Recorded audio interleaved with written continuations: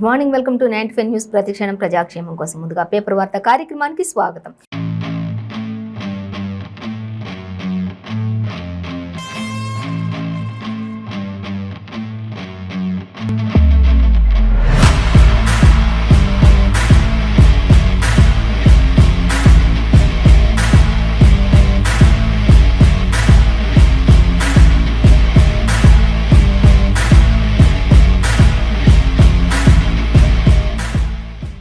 ఈ రోజు మన ముందు వెలుగు దినపత్రిక, ఆంధ్రజ్యోతి దినపత్రిక, నమస్తే తెలంగాణ దినపత్రికలోని ఏ దినపత్రికలో ఏ వార్తలుని అనేది మనం మొదటిగా చూసుకున్నట్లయితే ఫస్ట్ మనం ఆంధ్రజ్యోతి దినపత్రిక చూసుకుందాం.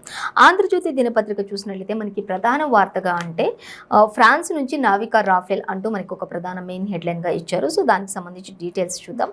అలాగే సౌత్ జోన్లో టార్గెట్ 170 అనేది కూడా మనకి క్లియర్గా మెన్షన్ చేశారు. ఎవరు ఏంటి అనేది కూడా మనం క్లియర్గా డీటెయిల్స్ అయితే చూసుకుందాం. ఫస్ట్ ప్రధానంగా అయితే ఒక హాఫ్ పేజ్ అంతా కూడా సౌత్ జోన్లో టార్గెట్ 170 అంటూ కమలనాథులు చెప్తున్నటువంటి ఆ యొక్క మరి ఆ పార్టీల బలహీనంగా ఉన్నటువంటి నియోజకవర్గాలపై ఏ విధంగా ఫోకస్ పెట్టారు అనే దానిపై మనం ప్రత్యేక దృష్టి పెట్టినటువంటి వాళ్ళ గురించి మనం నెక్స్ట్ తెలుసుకుందాం. సో మరొక వార్త చూస్తే గవర్నర్లకు రాజకీయాలపై మాట్లాడే హక్కు ఉంది అంటూ గవర్నర్ తమిళిసై కూడా మరి మాట్లాడుతున్నటువంటి పరిస్థితి ఇక్కడ కనిపిస్తుంది. సో దానికి సంబంధించి కూడా మనం డీటెయిల్స్ చూద్దాం. అలాగే మరొక వార్త చూస్తే కేసీఆర్ ట్రాప్లో పడొద్దు అంటూ కూడా కొంతమందికి హితవు పలుకుతున్నారు. ఎవరు ఏంటి అనేది కూడా మనం డీటెయిల్స్ చూద్దాం. ఇక చూస్తే కేసీఆర్ ప్రభుత్వ అవినీతిపై చర్యలేవి అంటూ క్వశ్చన్ మార్క్ పెట్టారు. ఇంకా అలాగే ఇక మోదీకి కేసీఆర్ ఒకవేళ భయపడ్డాడేమో అంటూ కూడా ఒక వార్త అయితే మనకి ఇక్కడ క్లియర్గా మెన్షన్ చేశారు. ఓపెన్ విత్ హార్ట్ ఆర్కే తోటి జితేందర్ రెడ్డి వీరిద్దరి మధ్య కూడా కొంత సంభాషణ అయితే జరిగింది. చిట్ చాట్లో ఏం మాట్లాడుకున్నారు ఏంటి అనేది కూడా మనం క్లియర్గా తెలుసుకుందాం. సో అలాగే ఇంకా మరొక హెడ్లైన్ చూసినట్లయితే నల్లగొండలో కారుకు గండం ఉంది అనేది ఒక వార్త అయితే మనకి ఆంధ్రజ్యోతి దినపత్రికలో క్లియర్గా మెన్షన్ చేశారు. చూద్దాం. సో దానికి సంబంధించి డీటెయిల్స్. ఇక ఎంసెట్ టాపర్లకు ఎంసెట్ టాపర్లు ఎవరైతే ఉన్నారో వాళ్ళు కౌన్సిలింగ్కు దూరంగా ఉన్నారు అనేది కూడా మనకు ఒక వార్త ఇచ్చారు. సో దేనికి ఏంటి అనేది కూడా మనం డీటెయిల్స్ చూద్దాం. ఇక ఎమ్మెల్యేల నెత్తిన పెద్ద పథకాల కత్తి పెట్టినట్లే ఉంది ఇది అనేది కూడా ఒక వార్త అయితే మనకి సంచలనంగా ఇచ్చారు. అంటే పార్టీ అధిష్టానం ప్రకటించడమే తప్పితే అవి ఆచరణలో పెట్టేది ఎక్కడా కూడా లేదు. కాబట్టి ఎమ్మెల్యేలకు ఇది ఒక భారంగా వారి నెత్తి మీద ఆ పథకాలన్నీ కూడా ఒక కత్తిలాగా పనిచేస్తున్నాయి అన్నట్లుగా, వారి నెత్తిన ఒక పథకాల కత్తి ఉంది అన్నట్లుగా వారు ఫీల్ అవుతున్నటువంటి పరిస్థితి ఇప్పుడు ప్రస్తుతం కొనసాగుతుంది అనేది మనకి క్లియర్గా ఇక్కడ మెన్షన్ చేశారు. అలాగే మరొక వార్త మనం చూసినట్లయితే ఇక ఉత్తర భారతం అతలాకుతలమవుతుంది. భారీ వర్షాలకు, తుఫాన్లకు అక్కడ ఉన్నటువంటి కార్లు, బస్సులతో సహా కూడా మరి ఆ నీటి ఉధృతికి కొట్టుకుపోయే పరిస్థితి. ఇంకా అక్కడంతా కూడా ఆ పరిస్థితి అంతా, వాతావరణం అంతా కూడా ఎంతో భయంకరమైనటువంటి పరిస్థితులతో భారీ వర్షాలకు పలు రాష్ట్రాల్లో అనేక మంది మృతి చెందుతున్నటువంటి పరిస్థితి కూడా అక్కడ కనిపిస్తుంది అనేది మనకి క్లియర్గా మెన్షన్ చేశారు. సో అవి కూడా డీటెయిల్స్ చూద్దాం. ఇక అమ్మ బయలుదేరినదు అంటూ మరి ఇక్కడ సీఎం కేసీఆర్ కూడా ఆ దేవాలయాల్లో ఆయన కూడా మరి అక్కడ ఉజ్జయిని బోనాల కార్యక్రమంలో పాల్గొని అక్కడ సతీ సమేతంగా వాళ్ళు చేసినటువంటి కార్యక్రమాలకు సంబంధించి కూడా మనకి ఇక్కడ డీటెయిల్స్ ఇచ్చారు. సో అవి కూడా మనం చూద్దాం. సో మెయిన్ ఫస్ట్ మనం ప్రధాన వార్తగా డీటెయిల్స్ చూసినట్లయితే ఫ్రాన్స్ నుంచి నావికా రాఫెల్ అనే దానికి డీటెయిల్స్ మనం చూసినట్లయితే ప్రధాని మోదీ ఈ నెల 13న ఆయన ఫ్రాన్స్ వెళ్ళనున్నారు. రాఫెల్ నావికాకి సంబంధించి ఆయన అక్కడ సంతకం చేయబోతున్నారు. మరి భారత్కు అనేది కూడా భారత్ ఒప్పందాలపై అంటూ కూడా నావికా రాఫెల్ విమానాలకు సంబంధించి ఆయన మన భారత్కు రప్పించడానికి వాటికి సంబంధించిన అన్ని డీటెయిల్స్కి సంబంధించి ఆయన ఒక సంతకం చేసినట్లయితే భారత్ నావికా దళాలు అవే విమానాలు కూడా మన భారత్కు రానున్నాయి అంటూ ఈ నెల 13 ఫ్రాన్స్కు వెళ్తున్నటువంటి మోదీ అంటూ కూడా ఇచ్చారు. సో రాఫెల్ విమానాల ఒప్పందంపై ఆయన సంతకం చేయడానికి వెళ్తున్నారు అనేది కూడా మనకి క్లియర్గా మెన్షన్ చేశారు. అయితే అక్కడ ఏ విధానంగా ఉంటాయి అంటూ ఈ వేటి కోసం వెళ్తారు, యుద్ధ నౌక విమానాల కోసం ఫ్రాన్స్ నుంచి కొనుగోలు చేయాలని, మరి అక్కడ కొనుగోలు చేయడానికి వాటికి సంబంధించిన అన్ని డీటెయిల్స్కి సంబంధించి కూడా మనకి ఇక్కడ మిగతా విషయాలన్నీ కూడా సెకండ్ పేజీలు ఇచ్చారు. మెయిన్ అంటే ఈ నెల 13 ప్రధాని మోదీ ఫ్రాన్స్ వెళ్తున్నారు. అది ఎందుకు అంటే నావికా రాఫెల్ విమానాలను భారత్కు కొనుగోలు చేయడానికి వాటిపై మాట్లాడి చర్చించి సంతకాలు చేయడానికి వెళ్తున్నారు ఆయన అనేది మాత్రం మనకి క్లియర్గా ఫస్ట్ ప్రధాన వార్తగా మనకి ఆంధ్రజ్యోతిలో ఇచ్చారు. అలాగే నెక్స్ట్ వార్త మనం చూసినట్లయితే సౌత్ జోన్లో టార్గెట్ 170 అనేది మనకి క్లియర్గా ఒక పెద్ద హెడ్లైన్గానే ఇచ్చారు. సో అయితే పార్టీ బలహీనంగా ఉన్న నియోజకవర్గాలపై ప్రత్యేక దృష్టి పెట్టినటువంటి కమలనాథులు అంటూ కూడా మనకి ఇవ్వడం జరుగుతుంది. సో అయితే దానికి సంబంధించి చూసినట్లయితే సంస్థాగతంగా బలోపేతం కావడం, క్షేత్రస్థాయిలో ఐక్యత కోసమే జేపీ నడ్డా కూడా అనేక విషయాలు చర్చిస్తూ పార్టీ శ్రేణులతో నాయకులందరితో కూడా ఆయన మరి భేటీ అనంతరం అక్కడ మాట్లాడడం జరుగుతుంది. ఆ భేటీలో కూడా మరి నోవాటెల్ ఇప్పుడు న్యూవేటల్ హోటల్లో వారంతా కూడా భేటీ అవటం జరుగుతుంది. 2024 లోక్సభ ఎన్నికలకు కమలనాథులు రోడ్ మ్యాప్ ఇదంతా కూడా అంటూ కూడా తెలుస్తుంది. ఇంకా వాళ్ళందరూ కూడా మరి రోడ్ మ్యాప్ ప్రకారంగా ప్రతి ఒక్కరు కూడా జేపీ నడ్డా అధ్యక్షతన రాష్ట్ర పార్టీ కార్యాలయంలో కూడా ఆయన సమావేశమయ్యారు. ఇంకా అలాగే ఆ సమావేశానికి బండి సంజయ్, ఇంకా కేంద్ర మంత్రి కిషన్ రెడ్డి, ఇంకా ఇతరు పలువురు నేతలందరూ కూడా అక్కడ హాజరైనట్లుగా తెలుస్తుంది. అందరికీ కూడా ఆయన ఒకటే దిశానిర్దేశం చేస్తూ ఉన్నారు. ఏ విషయాలు ఉన్నా సరే, ఏ మనస్పర్ధలు ఉన్నా సరే, పార్టీలో అందరూ కూడా వాటిని ఫస్ట్ ప్రధానంగా వాటిని పక్కన పెట్టేయండి. మనం ఇప్పుడు చేయాల్సిన అంశం ఏంటి, పార్టీని ముందుకు తీసుకెళ్తూ పార్టీ బలోపేతానికి ఏ విధంగా కృషి చేయాలి, ప్రజలతో ఏ విధంగా మమేకమై ఉండాలి, మనమంతా ఏ విధంగా ఐక్యత కలిగి ఉండాలి. ఒకవేళ ఏమైనా మనస్పర్ధలు ఉంటే అవి పక్కన పెట్టండి, తర్వాత మాట్లాడుకుందాం. ముందు ఎలక్షన్ మూమెంట్ కాబట్టి ఇప్పుడు పార్టీని మనం ముందుకు తీసుకువెళ్తే ఆ తర్వాత సమస్యలన్నీ కూడా అవే సమస్య పోతాయి. కాబట్టి ప్రతి ఒక్కరు ఎటువంటి మనస్పర్ధలు కూడా మనసులో పెట్టుకోకుండా ప్రతి ఒక్కరు పార్టీ కోసం పని చేయండి అంటూ కూడా క్రమశిక్షణ రాహిత్యంగా ఎవరు ఉండొద్దు, ప్రతి ఒక్కరు కూడా క్రమశిక్షణతో ఉండండి అంటూ కూడా జేపీ నడ్డా పలువురికి దిశానిర్దేశం చేసినట్లుగా మనకి ఇక్కడ ఇవ్వడం జరుగుతుంది. అలాగే ఇక జేపీ నడ్డా అధ్యక్షతన రాష్ట్ర పార్టీ కార్యాలయంలో ఇంకా ఈ సమావేశం అంతా కూడా జరుగుతుంది. 2024 లోక్సభ ఎన్నికలకు సంబంధించి కమలనాథుల రోడ్ మ్యాప్లో ఈ కార్యక్రమాలన్నీ చేపడుతూ ఉన్నారు అంటూ ఇచ్చారు.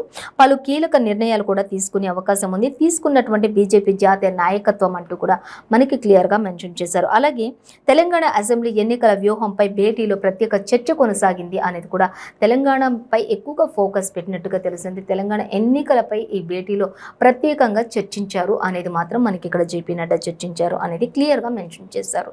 అలాగే రాష్ట్రంలో ఎస్సీ ఎస్టీ స్థానాల్లోని పార్టీ బలోపేతానికి నిర్ణయం తీసుకునే అవకాశం కూడా ఉండొచ్చు ఒకవేళ అనేది కూడా మనకి ఇక్కడ క్లియర్గానే మెన్షన్ చేశారు. సో మొత్తంగా అయితే పార్టీ కోసం అందరూ కూడా ఏ విధంగా పని చేయాలి, అందరూ ముందుకు వెళ్దాం, ఒక్కదాటిపై కలిసి పని చేద్దాం, కష్టించి పని చేద్దాం, ప్రతి ఒక్కరితో మమేకమై ఉందాం, ఐక్యమత్యంగా ఉందాం. ఏవైనా ఉంటే చిన్న చిన్నవి మనస్పర్ధలు అవి పక్కన పెట్టేసేయండి, తర్వాత సెకండరీ అవన్నీ, ఫస్ట్ మనం పార్టీని ముందుకు తీసుకెళ్దాం అనేది జేపీ నడ్డా సమక్షంలో పలువురు పార్టీ నేతలందరికీ కూడా దిశానిర్దేశం చేశారు అనేది మనకు అర్థమవుతుంది.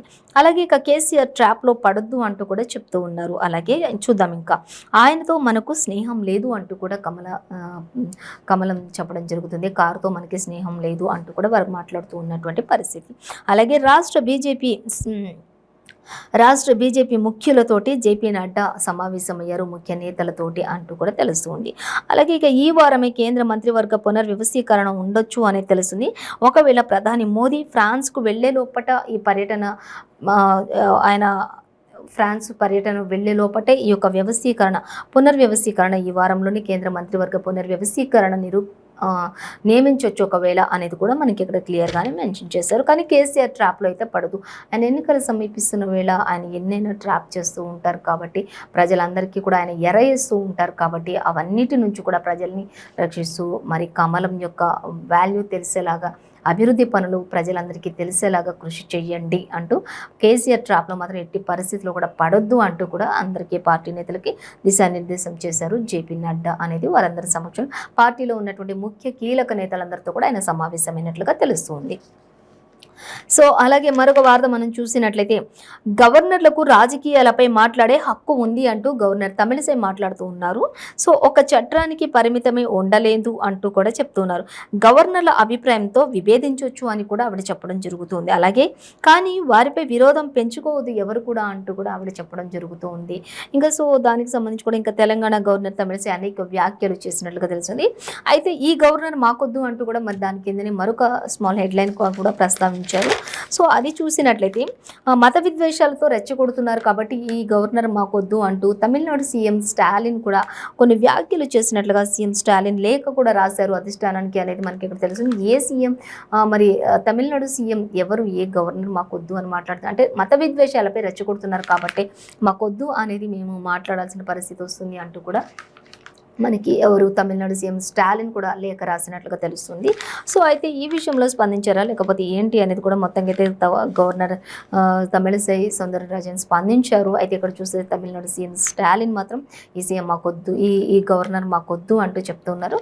సో మరి ఏంటి అనేది దీనికి మొత్తం సంబంధించిన డీటెయిల్స్ మాత్రం మనకి సెకండ్ పేజీలో ఇచ్చారు, చూడొచ్చు మనం. మొత్తంగా అయితే సీఎం ఒకటి వద్దు అని చెప్తున్నారు, కానీ గవర్నర్ చెప్పేది ఏంటంటే ప్రతి విషయంలో చర్చించి మాట్లాడే హక్కు ప్రతి ఒక్క గవర్నర్కి కూడా ఉంటుంది, రాజకీయాలపై మాట్లాడే హక్కు కూడా గవర్నర్కి ఉంటుంది ఖచ్చితంగా అంటూ కూడా చెప్పడం జరుగుతుంది.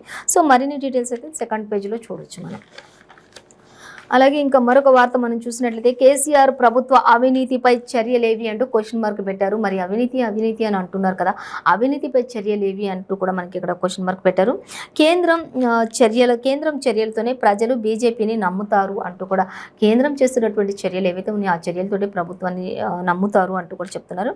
ఇక ఢిల్లీ లిక్కర్ స్కామ్లో ఒకరిద్దరిని వదిలేశారేంటి అంటూ కూడా question mark. Delhi liquor scam సంబంధించి కొంతమంది బడా నేతలు ఎవరైతే ఉన్నారో ఒకరిని ఇద్దరిని వాళ్ళు వదిలేశారు, కాబట్టి ఎందుకు ఇలా వదిలేశారు అంటూ కూడా ఇది ఒక చర్య కదా అంటూ కూడా మనకి ఇక్కడ ఇవ్వడం జరుగుతుంది. అలాగే బదిలీ అలాగే మరొక విషయం చూసినట్లయితే ఇక బండిని తప్పించిన తప్పు అంటూ, బండిని కొన్ని విషయాల నుంచి బండి సంజయ్ని తప్పించడం కూడా తప్పే కదా అంటూ చంద్రశేఖర్ చెప్తున్నారు. అయితే హైకమాండ్ ఆదేశాలతోనే ఆయన ఇంటికి కూడా ఈటెలు వెళ్ళినట్లుగా తెలిసింది. చంద్రశేఖర్ ఇంటికి వెళ్ళారు, ఇద్దరు బుజ్జగింపులు అయినప్పటికీ కూడా అయినప్పటికీ కూడా మెత్తబడినటువంటి చంద్రశేఖర్ అంటూ కూడా ఈటెల రాజేందర్ వెళ్ళడం జరిగింది, కొంత సంజయించడం జరిగింది.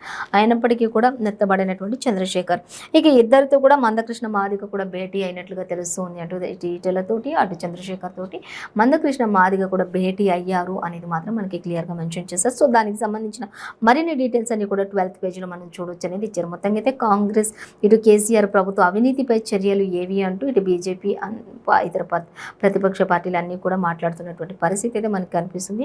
ఇంకా ఈటెల చంద్రశేఖర్ అండ్ వీళ్ళిద్దరితోటి కలిపి మందకృష్ణ మాదిగ కూడా భేటీ అనేక విషయాలు చర్చించినట్లుగా తెలుస్తుంది. అవి ఏంటి అనేది డీటెయిల్స్ మాత్రం 12th పేజీలో మనం చూడొచ్చు. మరొక వార్త మనం చూసినట్లయితే ఇక మోదీకి కేసీఆర్ భయపడ్డాడేమో అంటూ ఇటు ఆర్కే అండ్ జితేందర్ రెడ్డి ఇద్దరు కూడా చిట్చాట్లో మాట్లాడుకున్నటువంటి పరిస్థితి కనిపిస్తుంది. ఒకవేళ మోదీకి కేసీఆర్ భయపడ్డాడేమో, అందుకే సైలెంట్గా ఉండడేమో కేసీఆర్ అన్నట్లుగా మాత్రం, అంటే లిక్కర్ స్కామ్ గురించి ఇవన్నిటిని కొన్ని తప్పించుకోవడం కోసం మరి ఇప్పుడు స్కామ్ చేయడానికి ఇదంతా కూడా సైలెంట్గా ఉన్నారా, లేకపోతే కానీ ప్రజల్లో ఉన్నటువంటి భావన ఏంటి అనేది చూసినట్లయితే ప్రజలందరిలో కూడా ఇటు బీఆర్ఎస్ కానీ బీజేపీ కానీ ఇద్దరు ఒక్కటే, వాళ్ళిద్దరు కూడా చీకటి రహస్య ఒప్పందాలు చేస్తూ ఉంటారు అనేది ప్రజల భావన. వీళ్ళిద్దరూ కూడా కొన్ని విషయాలు చర్చించుకున్నట్లుగా తెలుస్తుంది. RK with open heart with RK and Jitender Reddy కొన్ని విషయాలు షేర్ చేసుకున్నట్లుగా తెలుస్తుంది. సో అన్ని డీటెయిల్స్ మనం చూసినట్లయితే అందుకే ఆయన సైలెంట్ అయ్యి ఉండొచ్చు అంటూ, రెండోసారి సీఎం అయ్యాక కేసీఆర్కు మదం ఎక్కువైంది అన్నట్లుగా కూడా కొంత ఇక్కడ ఇచ్చారు. సో బీఆర్ఎస్ బీజేపీ ఒకటేనని కూడా ప్రజల యొక్క భావన అయితే ఎక్కువగా కనిపిస్తుంది అనేది కూడా వారు చెప్పడం జరుగుతుంది. అలాగే ఇక ఇతర పార్టీల అవలక్షణాలు బీజేపీకి వచ్చాయి అంటూ కూడా చెప్తూ ఉన్నారు. అలాగే ఇంకా చూస్తే కొత్త నేతలు కూడా అటువంటి సంస్కృతిని అంటిస్తున్నారు వీళ్ళిద్దరు కూడా అంటూ తెలుస్తుంది. ఇక సంజయ్ను అధ్యక్షుడిగా తప్పించడం అసలు తప్పిస్తారు అనుకోలేదు, కానీ ఆయనను కూడా అధ్యక్ష పదవి నుంచి కొంత తగ్గించడం చేశారు, కాబట్టి సంజయ్ని అధ్యక్షుడిగా తప్పిస్తారని అసలు అనుకోలేదు, కానీ అనుకోని కారణంగా ఆయనను కూడా మరి తప్పించడం జరిగింది. ఇవన్నీ కూడా చూస్తూ ఉంటే కొంత అవకతవకలు ఎక్కడో జరుగుతున్నాయి అనేది కూడా తెలుస్తూ ఉన్నాయి అనేది మాత్రం మనకి ఇచ్చారు. ఇక వీళ్ళిద్దరు ఇంకా అనేక విషయాలు కూడా చర్చించినట్లు తెలిసింది. అవి కూడా ఫుల్ డీటెయిల్స్ అన్ని కూడా మనకి 12th పేజీలోనే ఇచ్చారు, మనం గమనించవచ్చు. అలాగే ఇక మరొక వార్త మనం చూస్తే నల్లగొండలో కారుకు గండం అంటూ మనకి ఇక్కడ ఇచ్చారు. సో దానికి సంబంధించిన డీటెయిల్స్ చూస్తే అధికార బీఆర్ఎస్లో అసంతృప్తి సెగలు ఎక్కువ అవుతున్నాయి అంటూ కూడా తెలుస్తుంది. ఇప్పుడు బీఆర్ఎస్ పార్టీలో ఎవరెవరైతే అధికార పార్టీలో ఉన్నారో వాళ్ళలో కొంతమంది అసంతృప్తి నేతలు కూడా ఉన్నారు. ఆ నాయకులు కొంత పార్టీలో ఉంటూ వారికి కావాల్సినటువంటి పదవులు ఇవ్వకపోవడం కావచ్చు, కొంతమంది మీద లేనిపోనివి చెప్పడం కావచ్చు, ఇలా రకరకాలుగా మరి కొంతమంది పట్టించుకొని నెక్స్ట్ రాబోయే టైంలో టికెట్ ఇస్తారా ఎవరా అనేది ఈ విషయాల్లో కొన్ని విషయాల్లో మాత్రం మొత్తంగా అయితే బీఆర్ఎస్లో ఉన్న అధికార పార్టీలో ఉన్నటువంటి వ్యక్తుల్లో కొంతమంది మరి అసంతృప్తి నేతలు ఉన్నారు. కాబట్టి వాళ్ళంతా కూడా ఎక్కువగా మొగ్గు చూపేది ఎటువైపు అంటే ఇటు కాంగ్రెస్ వైపు మొగ్గు చూపుతున్నారు అనేది అయితే ఎక్కువగా తెలుస్తూ ఉంది. కాబట్టి నల్గొండలో కంపల్సరీ కారుకైతే గండం ఉంది అనేది మాత్రం మనకి ఇక్కడ ఇచ్చారు. ఇక అధికార బీఆర్ఎస్లో అసంతృప్తి సెగలు ఎక్కువైనాయి, పార్టీని వీడే బాటలో పలువురు నాయకులు కూడా ఉన్నారు అనేది మనకి క్లియర్గానే మెన్షన్ చేశారు ఆంధ్రజ్యోతి దినపత్రికలో.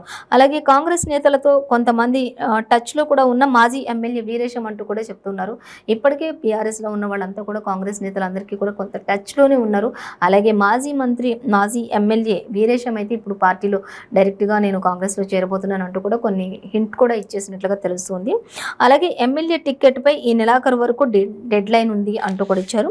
అలాగే తుంగతుర్తికి సంబంధించి బీఆర్ఎస్ టికెట్ ఆశించిన గిడ్డంగుల సంస్థ మాజీ చైర్మన్ సామేలు అంటూ ఇచ్చారు. అయితే ఆయనకి ఇవ్వకుండా మళ్ళీ కిషోర్ని గెలిపించాలి అన్నట్లుగా మాట్లాడుతున్నారు మంత్రి కేటీఆర్ అంటూ. కొంతమంది టికెట్ కోసం ఆశిస్తూ ఉన్నప్పుడు మరి వాళ్ళ కోసం టికెట్ కేటాయించాలి అనే ఆలోచనలో అధిష్టానం ఇది అధికార పార్టీ లేదు, కానీ మళ్ళీ కిషోర్ని గెలిపించాలి అంటూ కూడా మంత్రి కేటీఆర్ ప్రజలకు అందరికీ చెప్తూ ఉన్నటువంటి నేపథ్యంలో కొందరు అసంతృప్తిగా ఉన్నటువంటి పరిస్థితులు అక్కడ నెలకొంటున్నాయి. కాబట్టి ఖచ్చితంగా వీళ్ళంతా కూడా మరి కాంగ్రెస్లోకి చేరికలు జరిగే అవకాశం ఉంది అంటూ తెలుస్తుంది అన్నట్లుగా మనకి ఇక్కడ ఇచ్చారు. సో అలాగే ఇంకా మనం చూస్తే మళ్ళీ కిషోర్ని గెలిపించాలన్న మంత్రి కేటీఆర్ మనస్తాపంతో పార్టీని వీడిన సామేలు అంటూ కూడా మనకి ఇక్కడ ఇచ్చారు. కేటీఆర్ ఎప్పుడైతే ఈ విధమైనటువంటి వ్యాఖ్యలు చేయడం స్టార్ట్ చేశారో అప్పుడే పార్టీని విడిచిపెట్టినటువంటి సామేలు మనస్తాపంతో విడిచిపెట్టారు అనేది అయితే తెలుస్తుంది. అలాగే పలు నియోజకవర్గాల్లో కూడా రాజుకుంటున్నటువంటి విభేదాలు, బీఆర్ఎస్ను వీడనున్న ఎమ్మెల్సీ దామోదర్ రెడ్డి అంటూ కూడా ఇప్పటికే క్లియర్గా మెన్షన్ చేసేశారు. 20న ప్రియాంక సమక్షంలో కాంగ్రెస్ పార్టీలో చేరిక అంటూ కూడా తెలుస్తుంది. పలువురు నేతలంతా కూడా ఈ నెల 20న కాంగ్రెస్ పార్టీలోకి మరి ప్రియాంక గాంధీ సమక్షంలో పార్టీ కండువను కప్పుకొనున్నారు అనేది కూడా మనకి క్లియర్గానే మెన్షన్ చేశారు. మొత్తంగా అయితే కారులో కొంత గందరగోళం అయితే క్రియేట్ అవుతుంది అనేది అధికార పార్టీకి సంబంధించి మనకి ఇచ్చారు. మొత్తంగా సగం మందికి పైగా కూడా ఎక్కువ మంది మాత్రం బీఆర్ఎస్లో ఉన్న వాళ్ళ అసంతృప్తి నేతలు ఎవరైతే ఉన్నారో వాళ్ళందరూ కూడా కాంగ్రెస్లోకి చేరికలకు డిసైడ్ అయిపోయారు అనేది క్లియర్గా మెన్షన్ చేశారు. సో అలాగే మరొక వార్త మనం చూసినట్లయితే ఎంసెట్ టాపర్లు కౌన్సిలింగ్కు దూరంగా ఉన్నారు అంటూ ఇచ్చారు.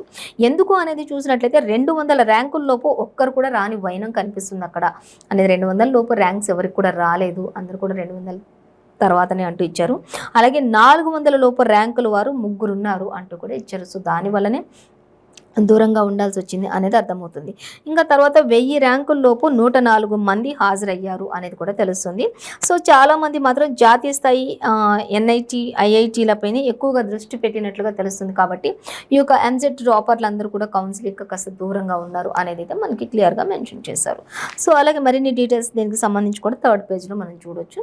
మరొక వార్త చూద్దాం. చూసినట్లయితే ఎమ్మెల్యేలను ఎత్తిన పథకాల కత్తి అంటూ మనకి ఇచ్చారు. అది ఏంటి అనేది చూస్తే దళిత బంధు, గృహలక్ష్మి, బీసీ సాయంపై అధికారుల ఆశావాహుల ఒత్తిడి ఎక్కువగా ఉంది అంటూ కూడా మనకి ఇక్కడ ఇచ్చారు. ఇక ₹1,00,000 సాయం పథకంపై కూడా ప్రకటనలతోనే సరిపెట్టినటువంటి సర్కార్ ₹1,00,000 సాయం అంటూ చెప్పారు. కానీ అవి ప్రకటనలకే పరిమితమై తప్ప ఇంతవరకు కనీసం కార్పొరేషన్లకు అందని నిధులు అంటూ కూడా ఇచ్చారు. మరి కార్పొరేషన్కి నిధులు అందితేనే కదా సాయం అందించేది అంటూ కూడా చెప్తూ ఉన్నారు. ఏదైనా సరే చూస్తే ఇటు దళిత బంధు కావచ్చు, గృహలక్ష్మి కావచ్చు, అన్నీ కూడా మరి ప్రకటనలతో సరిపెడుతున్నారు తప్ప ఎక్కడ కూడా అందించిన దాఖలాలు అయితే లేవు. ఇటు ₹1,00,000 సాయానికి సంబంధించి కూడా అదే ఉంది. మరి కార్పొరేషన్లకు సంబంధించి ఇంతవరకు నిధులైతే రాలేదు కాబట్టి వాళ్ళు కూడా ఏం చేయలేని పరిస్థితి అంటూ ఇచ్చారు. అలాగే ప్రతి ఒక్కటి ప్రకటనతో సరిపెడుతున్న సర్కార్ కాబట్టి అందరూ కూడా అసంతృప్తితో ఉన్నారు. ఇక ఇదంతా కూడా ఒక సవాల్గా ఎమ్మెల్యేలపై ఒక సవాల్గా మారిపోయింది. వాళ్ళంతా కూడా వాళ్ళ నెత్తి మీద ఇది ఒక కుంపట్లాగా అయిపోయింది అన్నట్లుగా, ఒక కత్తిలాగా అయిపోయింది అన్నట్లుగా మాత్రం ఎమ్మెల్యేలు కూడా చెప్తున్నారు. ఇక బీసీ కార్పొరేషన్కి ఇంతవరకు అందని నిధులు, గృహలక్ష్మి, డబుల్ బెడ్రూమ్ ఇళ్ల కోసం ఎంతోమంది పలువురు ఎదురుచూపులు అంటూ కూడా చెప్తున్నారు. కానీ ఇప్పటి వరకు అయితే ఎదురుచూపులు చూసేవాళ్ళు ఎవరికి కూడా కొంతమందికి కూడా కనీసం ఈ డబుల్ బెడ్రూమ్లు ఇచ్చిన దాఖలాలు అయితే లేవు. ఒకవేళ ఇచ్చిన అరకొరగా ఎవరో ఒకరికి వాళ్ళకి కావాల్సిన వాళ్ళకి ఇస్తున్నారు అంటూ కూడా చెప్తున్నారు. అట్లాంటి వాళ్ళకి ఇస్తే మిగతా వాళ్ళకి పరిస్థితి ఏంటి? ఒకవేళ ఇదే పరిస్థితి కొనసాగినట్లయితే అన్ని ప్రకటనతో సరిపెట్టుకోవడం, అయిన వాళ్ళకి సాయం అందించుకోవడం, మరి అర్హత లేని వాళ్ళకు కూడా మరి ఎక్కువ అర్హత కలిగిన వాళ్ళకి ఇవ్వకుండా అనర్హత కలిగిన వాళ్ళకు కూడా ఇవ్వటం, ఇలాంటి పథకాలు చేయడం వల్ల నెక్స్ట్ రాబోయే ఎన్నికల్లో మాత్రం ఖచ్చితంగా పార్టీకి దెబ్బతినే అవకాశం ఉండొచ్చు. ఎన్నికలు చీలే అవకాశం కూడా ఉండొచ్చు. ఓటమి తప్పదు అంటూ కూడా కొందరు హెచ్చరికలు జారీ చేసినటువంటి పరిస్థితి కూడా కనిపిస్తుంది అనేది మనకి ఇక్కడ క్లియర్గా మెన్షన్ చేశారు. ఇక ఇప్పటికీ కూడా దళిత బంధు జాబితాకు సంబంధించి కలెక్టర్లకు ఇవ్వని ఎమ్మెల్యేలు అంటూ కూడా ఇచ్చారు. ఇక ఈ పథకాలు కొంతమందికి ఇస్తే కొంతమందిని ఎంపిక చేసి ఇలా ఈ పథకాలకు సంబంధించి అంటూ కూడా ప్రతి పథకానికి కొంతమందిని ఎంపిక చేసిన, అది కూడా వాళ్ళ దగ్గర వాళ్ళు అయిన వాళ్ళు ఏదో ఇంకా అన్నట్లుగా 60% అంటూ కూడా ఈ మధ్యకాలంలో అధికార పార్టీకి మరి 60% మరి తీసుకుంటున్నారు అన్నిట్లలో కూడా అంటూ ఇచ్చిన వార్తలు అవి కూడా నిజమవుతున్నాయి అన్నట్లుగా అలాంటి వాళ్ళకి మాత్రమే ఇస్తున్నారు అనేది కూడా పర్సెంటేజ్ తీసుకొని అలాంటి కొంతమందికి మాత్రమే నిర్ణయిస్తున్నారు పథకాలు అనేది కూడా ఇచ్చారు. సో ఇంకా చూస్తే ఇలాంటి వాళ్ళని ఎంపిక చేస్తే మిగతా వారికి అసలు ఇవ్వకపోతే ఎన్నికల్లో మాత్రం ఓటమి తప్పదు అంటూ కూడా కొంతమంది ప్రజలు చెప్తున్నటువంటి విషయం. సో మొత్తంగా అయితే ఇది ఒక ఎమ్మెల్యేలకు ఒక సవాల్గానే మారుతుంది. కాబట్టి అధిష్టానం మరి ఇప్పుడు ప్రస్తుతం ఉన్న అధికార పార్టీ ఏది చెప్తే అది చేస్తేనే రానున్న ఎన్నికల్లో మరి గట్టెక్క ఎక్కగలం అన్నట్లుగా కూడా చెప్తున్నటువంటి పరిస్థితి కనిపిస్తుంది. సో మరొక వార్త మనం చూద్దాం. ఇక ఉత్తర భారతం అతలాకుతలం అనేది మనకి ఇక్కడ ఇచ్చారు. భారీ వర్షాలకు పలు రాష్ట్రాల్లో 15 మంది మృతి చెందినట్లుగా తెలుస్తూ ఉంది. ఇక అలాగే చాలా చోట్ల మాత్రం వరద ముంపులో వందలాది మంది బాధితులు ఉన్నారు అంటూ ఇచ్చారు. ఇక అలాగే ఉత్తరాఖండ్లో గంగలో కొట్టుకుపోయినటువంటి బస్సులు, కార్లు, అనేకమైనటువంటి వాహనాలన్నీ కూడా ఇక్కడ మనకి చూపిస్తూ ఉన్నారు. విపరీతమైనటువంటి వరద ఉధృతికి అన్ని కొట్టుకుపోతున్నటువంటి పరిస్థితి అక్కడ కనిపిస్తూ ఉంది అనేది మనకి ఇచ్చారు. అలాగే తెలుగు నవదంపతుల్లో భర్త దుర్మరణం చెందారు. ఢిల్లీలో 41 ఏళ్ల రికార్డు స్థాయి వర్షపాతం ఢిల్లీలో 41 ఏళ్ల తర్వాత రికార్డు స్థాయిలో మరి వర్షపాతం నమోదైంది అంటూ కూడా మనకి ఇక్కడ ఇచ్చారు. 24 గంటల్లో 15 సెంటీమీటర్లు, సీజన్లో 15% మాత్రమే అంటూ ఇచ్చారు. హిమాచల్ అలాగే కాశ్మీర్లో విరిగిపడిన కొండ చర్యలు అంటూ కూడా ఇచ్చారు. అనేక ప్రమాదాలు చోటు చేసుకున్నాయి అక్కడ కూడా అంటూ మనకి ఇక్కడ ఇచ్చారు. అలాగే అమర్నాథ్ యాత్రలో చిక్కుకున్న ఏపీ వాసులు అంటూ కూడా మనకి ఇక్కడ ఇచ్చారు. ఇప్పటికే భయంకరమైనటువంటి పరిస్థితులు ఉన్నప్పటికీ అధికారులు వెళ్ళొద్దని చెప్తున్నప్పటికీ కూడా కొంతమంది ఇంకా కూడా మరి కాశీ యాత్రలని అలాగే అమర్నాథ్ యాత్రలని ఇలా అన్ని రకరకాల యాత్రలు చేస్తూ అక్కడ మంచులో చిక్కిపోయినటువంటి ఏపీ వాసులు అంటూ కూడా ఇచ్చారు. సో వాళ్ళందరినీ కూడా మరి ఇంకా అలాగే చాలామందిని కూడా మరి రక్షించడానికి ప్రయత్నాలు చేస్తున్న అధికారులు అంటూ వరదల్లో కొట్టుకుపోతూ మరి బస్సులు, కార్లు కూడా కొంతమంది ఆ కార్లలో ప్రయాణం చేస్తూ కూడా అలాగే కొట్టుకుపోయిన దాఖలాలు కూడా ఉన్నాయి అంటూ కూడా ఇంకా పూర్తి సమాచారం అంతా కూడా మనకి సెకండ్ పేజ్లో ఇచ్చారు. మొత్తంగా అయితే అక్కడ వరదలు, ఇక్కడ చినుకులు అంటూ ఇచ్చారు. అంటే మనకి ఇక్కడ పంటలు పండించడానికి ఏమో చినుకులు, చిరుజల్లులు పడుతూ ఉన్నాయి. అది కూడా అవసరమైన మేర పడట్లేదు అన్నట్లుగా మాత్రం మనకి ఇక్కడ వాతావరణం ఉంది ఈ రాష్ట్రంలో. కానీ ఇతర రాష్ట్రాల్లో చూసుకుంటే, అనేక రాష్ట్రాల్లో చూసుకున్నట్లయితే విపరీతమైన వరద ఉధృతికి ప్రాణ నష్టం కూడా, ఆస్తి నష్టం కూడా వాటిల్తున్నటువంటి పరిస్థితులు కనిపిస్తున్నాయి అంటూ కూడా వాతావరణ శాఖ కూడా మనకి కొన్ని విషయాలు వివరించడం జరుగుతుంది. అలాగే మరొక వార్త చూస్తే అమ్మ బయలుదేరినదో అంటూ ఒక వార్త అయితే మనకి ఇచ్చారు. ఇక్కడ సీఎం కేసీఆర్ సతీ సమేతంగా పాల్గొన్నటువంటి అంగరంగ వైభవంగా ఉజ్జయిని బోనాలు అమ్మవారికి పట్టు వస్త్రాలు సమర్పించిన సీఎం కేసీఆర్ అలాగే దంపతులు అంటూ ఇచ్చారు. తొలి బోనం ఇచ్చిన మంత్రి తలసాని శ్రీనివాస్ అలాగే మహంకాళి అమ్మవారిని దర్శించుకున్న దత్తాత్రేయ, మల్లారెడ్డి, భట్టి విక్రమార్క, కిషన్ రెడ్డి ఇలాంతా కూడా ఇంకా అమ్మవారిని దర్శించుకున్నారు. మరి సీఎం కేసీఆర్ కూడా మరి అక్కడ తొలి బోనం శ్రీనివాస్ యాదవ్ తర్వాత సమర్పించారు అనేది కూడా మనకి ఇక్కడ క్లియర్గానే మెన్షన్ చేశారు. అలాగే మరొక వార్తాపత్రిక మనం చూసుకున్నట్లయితే వెలుగు దినపత్రిక చూసుకుందాం. వెలుగు దినపత్రిక చూసినట్లయితే వెలుగులో మనకి ఫస్ట్ ప్రధానంగా ఉత్తరాదిలో వర్ష బీభత్సం అంటూ మనకి ఇచ్చారు. సో యాజ్టీస్గా మనకి ఇంతకు చూసుకున్న ఆంధ్రజ్యోతిలో చూసుకున్నట్లు ఇక్కడ మనకు కూడా అదే ఇచ్చారు. అన్నీ కూడా కొట్టుకుపోతున్నటువంటి పరిస్థితి, అక్కడ ఉన్నటువంటి టెంపుల్స్ కూడా కొన్ని మునిగిపోయినటువంటి పరిస్థితి కూడా మనకి చూపిస్తూ ఉన్నారు. ఇంకా కార్లు అన్నీ కూడా మునిగిపోయి బస్సులు కూడా కొట్టుకుపోతున్నటువంటి పరిస్థితి, అంతటి ఉధృతి వర్షపాతం 15 కంటే ఎక్కువ వర్షపాతం నమోదవుతుంది అనేది కూడా మనకి ఇక్కడ ఇచ్చారు. సో అలాగే ఇంకా దానికి సంబంధించిన డీటెయిల్స్ అయితే 9th పేజీలో పూర్తిగా ఇచ్చారు, చూడొచ్చు. ఇక చినుకు పడతలేదు, విత్తు మొలుస్తలేదు అంటూ ఇక్కడ పరిస్థితి కొనసాగుతుంది అంటూ మనకి ఇచ్చారు. ఇక చూసుకున్నట్లయితే పునాస పంటలకు ఒక కష్టకాలం వచ్చింది, రంది పడుతున్నటువంటి రైతులు అంటూ మనకి ఇక్కడ ఇచ్చారు. ఇప్పటిదాకా బట్ట తడుపు కూడా కానటువంటి వాన, ఇక వాన చిన్న చిన్న చినుకులు పడడం తప్ప ఇంతవరకు ఎటువంటి వర్షం అయితే వచ్చింది లేదు.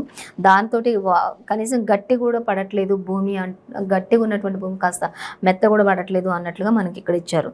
అయితే దుక్కుల్లోని మాడిపోతున్నటువంటి పత్తి, మక్క విత్తనాలు మళ్ళీ విత్తుకుంటున్నటువంటి రైతులు, ఇంకా సొంతగా ఎన్ని నీరు చిమ్మినప్పటికీ కూడా, ఎన్ని నీరు పోసినప్పటికీ కూడా వర్షం వచ్చినప్పుడు పడినటువంటి ఆ యొక్క వర్షానికి, ఆ యొక్క వరదకి వచ్చినప్పుడు అక్కడ ఉన్నటువంటి పరిస్థితి, మనం ఎన్ని నీళ్ళు పోసినా కూడా మొక్కలు వెతక ఆ మట్టిలోని మగ్గిపోతూ, మక్క విత్తనాలు కావచ్చు, పత్తి విత్తనాలు కావచ్చు, అన్నీ కూడా మగ్గిపోతున్నాయి.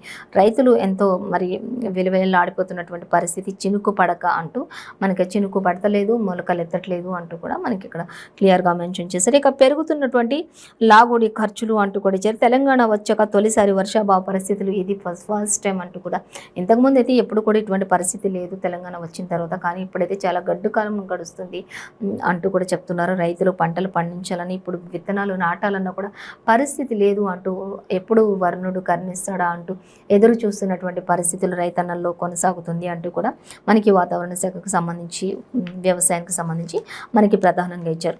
సో అలాగే మరొక వార్త చూస్తే లష్కర్ ఉజ్జయిని మహంకాళికి కేసీఆర్ భవనం సమర్పించారు అనేది కూడా మనకి వెలుగు దినపత్రికలో ఫస్ట్ ప్రధానంగానే ఇచ్చారు. సో దానికి సంబంధించి డీటెయిల్స్ చూస్తే పట్టు వస్త్రాలు సమర్పించిన సీఎం దంపతులు అంటూ మనకి ఇక్కడ ఇచ్చారు. సో క్లియర్గా అలాగే ఇంకా బంగారు బోనం ఎత్తిన ఎమ్మెల్సీ కవిత అంటూ కూడా మనకి ఇక్కడ ఇచ్చారు. బంగారు బోనం ఎత్తారు ఎమ్మెల్సీ కవిత అంటూ ఇచ్చారు. అలాగే ఇక సీఎం కేసీఆర్ దంపతులేమో తొలి బోనం సమర్పించారు అంటూ ఇచ్చారు. అలాగే అంగరంగ వైభవంగా ప్రారంభమైన లష్కర్ బోనాలు అంటూ కూడా తెలుస్తుంది. ఇక పట్టు వస్త్రాలు బోనాలు అన్నీ కూడా సమర్పించారు అమ్మవార్లకు సీఎం కేసీఆర్ దంపతులు, అలాగే వారి కుటుంబ సభ్యులు, ఎమ్మెల్సీ కల్వకుంట్ల కవిత అంటూ కూడా మనకి ఇవ్వడం జరుగుతుంది. ఇక నేడు రంగం అంబారిపై అమ్మవారి ఊరేగింపు ఉంటుంది అంటూ కూడా ఇచ్చారు. రంగం అంబారిపై అమ్మవారి ఊరేగింపు ఉంటుంది. ఇంకా అదంతా కూడా అంగరంగ వైభవంగా జరిగే ఏర్పాట్లన్నీ కూడా చేశారు. ఎటువంటి అవాంఛనీయ ఘటనలు జరగకుండా అక్కడ తగిన ఏర్పాట్లను కూడా చేయడం జరిగినట్లుగా మనకి తెలుస్తుంది. సో 4th పేజ్లో అయితే మనకి డీటెయిల్స్ ఇచ్చారు, అవన్నీ కూడా చూడొచ్చు. అలాగే మరొక వార్త చూసినట్లయితే మనకి కేంద్రంలో మళ్ళీ బీజేపీని అంటూ మనకి ఇక్కడ ఇచ్చారు. రాష్ట్రంలోనూ అధికారంలోకి వస్తాం అంటూ కూడా నడ్డా వ్యాఖ్యలు చేస్తున్నారు. ఖచ్చితంగా మరి నడ్డా అన్ని 11 రాష్ట్రాల బీజేపీ అధ్యక్షులతో హైదరాబాద్లోని పార్టీ ఆఫీస్లో భేటీ అయినటువంటి నడ్డా అంటూ మనకి ఇచ్చారు. లోక్సభ ఎన్నికలే దక్షిణాదిన సత్తా చాటాలని చెప్పేసి కూడా అందరికీ దిశానిర్దేశం చేసినటువంటి జేపీ నడ్డా అంటూ కూడా చెప్తున్నారు. ప్రతి ఒక్కరు కూడా ఎటువంటి ఇబ్బంది లేకుండా ప్రతి ఒక్కరు కూడా మరి పార్టీ కోసం పనిచేయండి, కలిసిమెలిసి పనిచేయండి అంటూ కూడా మనకి చెప్పడం జరుగుతుంది. సో ప్రతి ఒక్క విషయం కూడా అందరూ కూడా ఏదైనా సమస్యలు ఉంటే పక్కన పెట్టేసి తర్వాత మీరందరూ ముందు పార్టీ కోసం పనిచేయండి. ఆ తర్వాత పార్టీని ముందుకు నడిపించి పార్టీ బలోపేతం జరిగినట్లయితే ఆ తర్వాత ఏ సమస్యలు ఉండి వాటంతట అవిపోతాయి అంటూ ప్రతి ఒక్కరు క్రమశిక్షణతో పనిచేయాలి. క్రమశిక్షణ రాహిత్యం ఉంటే మాత్రం కఠిన చర్యలు కూడా తప్పవు అంటూ కూడా చెప్పడం జరుగుతుంది. సో మనకి ఈరోజు ఏ పేపర్లో చూసినా కూడా ఇవే ప్రతి ఒక్క విషయం కూడా యాజ్ ఇట్ ఈస్గా ఇచ్చారు. సో ఇదండి ఇవాళ పేపర్ వార్తా కార్యక్రమం విశేషాలు. మరో పేపర్ వార్తా కార్యక్రమంతో మళ్ళీ రేపు కలుసుకుందాం. అంతవరకు చూస్తూనే ఉండండి 95 న్యూస్.